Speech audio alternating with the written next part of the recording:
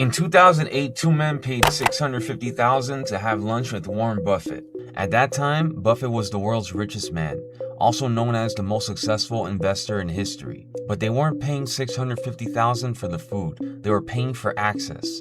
Access to the way one of the greatest investors in history thinks. You're a trader. Inspired, developing, up-and-coming trader. What if you had a chance to have dinner with the most successful trader? Who would you choose? More importantly, what would you hope to learn?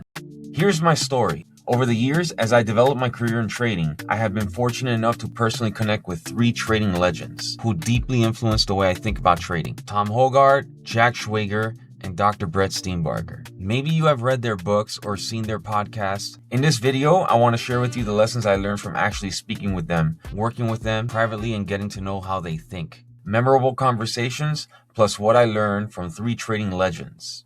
Tom Hougaard, one of the very few trading legends with an institutional background. He worked at JP Morgan Chase and spent approximately a decade at Citi Index and transitioned to independent trading since 2009. He started TraderTom.com to share educational trading content before social media trading content was common. He's the author of Best Loser Wins, and he's known for trading psychology and radical transparency. But when I had reprogrammed my mind, and in particular how I danced with losing, everything changed for me. Not my hit ratio. My hit ratio didn't change particularly. No, it was the size that I traded. And in particular, the size that I traded when I was right. How my friendship with Tom began. My publisher Harriman House connected us when I finished writing my first book, Short Selling Master. And eventually, I invited him to have a conversation with me online. We got on a Zoom meeting and talked about trading. We shared a lot of things in common. Our conversation developed into an in-person meeting and having a few in-person trading conferences we hosted together. The first lesson from Tom. What is hard is often right. Tom helped me realize that my A+ setups had to make substantially more than my B and C setups. Tom was telling me about his close friend, Dr. David Paul, who passed away a few years ago. One of the best lessons Tom learned from his late friend David was this: what is hard is often right. And Tom asked me, what do you think is harder, adding to a winning position or adding to a losing position? And the conversation made me realize, for most traders, adding to the loser is emotionally easier. When I'm shorting a stock and the stock moves against me, adding can feel natural. We tend to add to the losing trade, trying to average down, hoping to get back to break even. Classic behavior driven by our ego. Adding to the winner is emotionally harder. When the trade moves in my direction, adding becomes uncomfortable. I am already profitable. Now I am afraid of giving some of it back. Adding to a winning trade is often where the real opportunity is. The trade is confirming my research and my thesis, but emotionally I want to reduce risk rather than press the advantage. For a long time, this was the reason that kept me trapped in small wins. I'd like to make another trading tutorial on how I manage my positions nowadays, how I size into a winning trade, how to control risk as we add, and live trading examples. If you guys are interested, comment trade management. And the second lesson from Tom. Growth is found in the dark. Once you have survived something truly dark, you discover that you are stronger than the temporary discomfort in front of you, and you stop overthinking about trading losses. It was the time Tom flew into Los Angeles, his first time visiting here. Tom has no idea how chaotic and sketchy downtown LA is. Unknowingly, Tom walked into the infamous Skid Row, a district with one of the largest, most concentrated homeless populations in the United States. What surprised me was, most foreigners would want to stay away from the area because it's dangerous. But Tom stayed there to give out food and talk to the people. I asked why he stayed.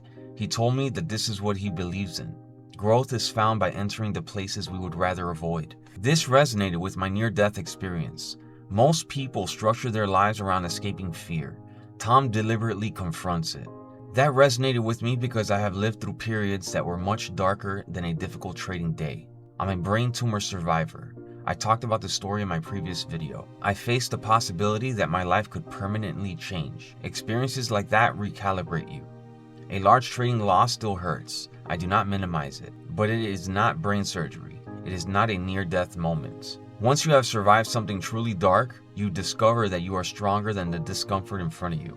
Our next in-person trading conference is on October 12th, 2026 in Los Angeles. It's going to be Tom Hougaard and myself, and I'm going to be giving a short selling masterclass. And there's going to be special guests along with a prop firm trader who's made over $500,000 in verified payouts trading futures. If you're interested in meeting Tom and connecting with other real traders in person, the link is in the description of this video. And now Dr. Brett Steenbarger, trading performance coach who's worked with hedge funds, investment banks, and proprietary trading firms. He's a clinical psychologist and professor of psychiatry and behavioral sciences. He's also the author of many trading psychology books. And he's a great mentor and awesome podcast guest. I think you have the quote. I think this comes from you. You got to survive your learning curve. I think that you're the. The main lesson from Brett: survive your learning curve. I read Dr. Steenbarger's book back in 2015, and that was before I met him. And it was one of the biggest reasons why I became the trader I am today. A lot of developing traders now lose sight of the learning curve because social media constantly shows them the destination rather than the progress and the work you need to put in. They see a title saying someone made 30 million or this strategy made me 10,000 every day. In the beginning, when traders are first learning, they'll have different mentors and they'll learn different strategies from different mentors, and that could be distracting. The truth is, because of social media, it becomes difficult to separate someone's trading from their financial situation. You may be watching someone with more capital, more income, fewer obligations, and a completely different ability to tolerate risk. You cannot simply copy what they do. How Dr. Brett Steenbarger gave me a clear perspective that protected me as a retail trader. Institutional versus retail psychology.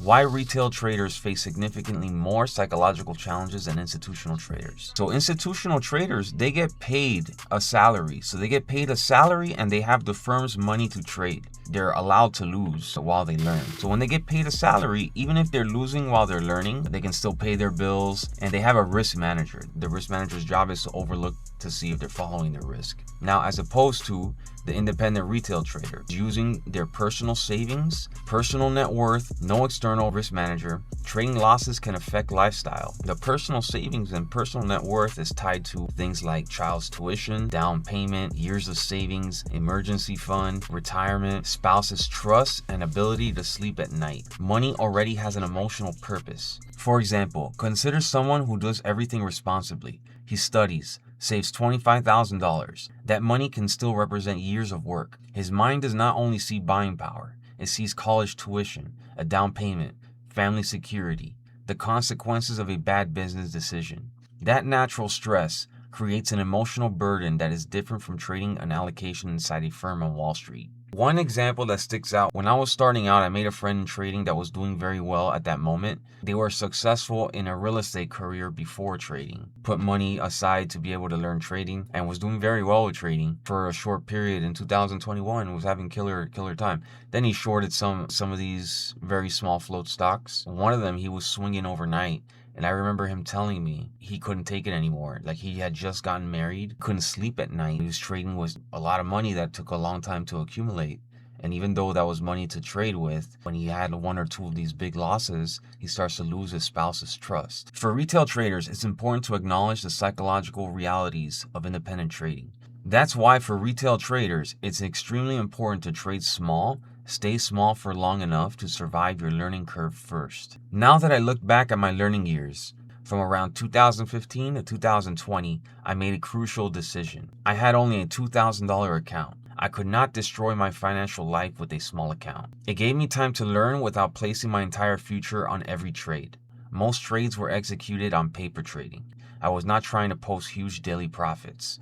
I was not trying to create a glamorous lifestyle from trading. Fortunately, I read Dr. Steenbarger's book. And a discussion topic: what type of traders tend to survive the learning curve longer? Comment your thoughts below based on your experience. So at Friendly Bear University, I teach what worked for me. I tend to attract people from all walks of life. Advanced traders, intermediate traders, and total beginners. People that are switching their careers. So when people start, to give them the best opportunity to succeed, they got to start small. The good news is these days, there is no PDT rule anymore. So the opportunity is there. However, you still have to survive your learning curve. So corporate trading is my choice of broker. They have low and competitive commission rates. They save costs in trading, fast and precise order executions, get my orders filled at better prices than other traders, and the best short selling inventory and borrow fees. And I like the special routing REB25 to get rebates and save more as short sellers who day trade regularly. And now we have Jack Schwager, the author of the Market Wizards series. If you find this video meaningful so far, give this video a like and subscribe. Let me know if you would like me to upload the part 2 of this video, which is the advice I got from a private conversation with Jack Schwager. A controversial, yet the most beneficial advice that impacted my trading style significantly was related to discretionary trading versus systematic trading.